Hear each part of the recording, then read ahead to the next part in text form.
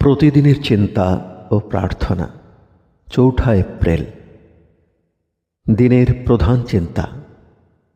আমরা যখন সকল কাজ করিবার আগে অন্তর্দেবতার সঙ্গে পরামর্শ করি, তখন সত্যই তাঁহার বাণী শুনি এবং তাঁহার আবির্ভাব দেখিতে পায়, মুখস্থ করা যায়।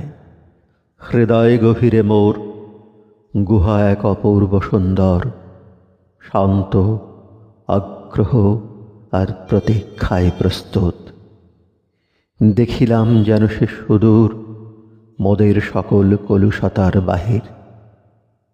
এবে আমি আছি বসে তোমারই সকাশে, পান করি অখণ্ড শান্তি সুধা। আসে ঝড় বৃষ্টি উত্তাম পবন, করে তারা আঘাত আক্রমণ মোর জীবনের বাহিরের দেওয়াল। পারে না করিতে প্রবেশ, যেথা রহিয়াছে মোর অমূল্য রতন। উপদেশ। সত্য দর্শন এমন যে তাহার সঙ্গে অন্য কোনো দেখা ছবির তুলনা হয় না। যখন সেই ধন আমরা লাভ করি, তখন আমরা যোগ্য কি অযোগ্য এই প্রশ্ন জাগে না, অথবা আমরা ধনী কি নির্ধন, সুখী বা অসুখী তাহাও ভাবি না। তখন এমন নূতন জীবন লাভ করি যে মনে হয় যেন নিঃশ্বাসের সঙ্গে যথার্থ প্রাণবায়ু আহরণ করিতেছি। তখন নিজেদের জীবন্ত মনে হয় এবং প্রাণে নূতন আশা ও সাহস জাগিয়া ওঠে।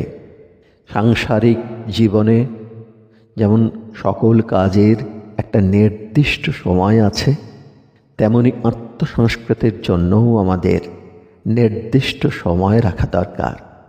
যখন আমরা দিনের পর দিন এই অন্তর্দৃষ্টি বিকাশের চেষ্টা করি, তখন আমরা কখনোই বিফল হইতে পারি না। প্রার্থনা।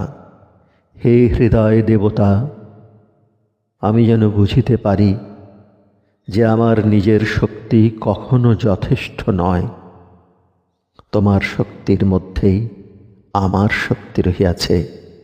আমি যেন আমার জীবনকে এমনভাবে নিবেদন করিতে পারি যে আমার সকল চিন্তা এবং কর্ম যেন তুমি যে উৎস, তাহার মধ্যেই প্রাণ লাভ করে।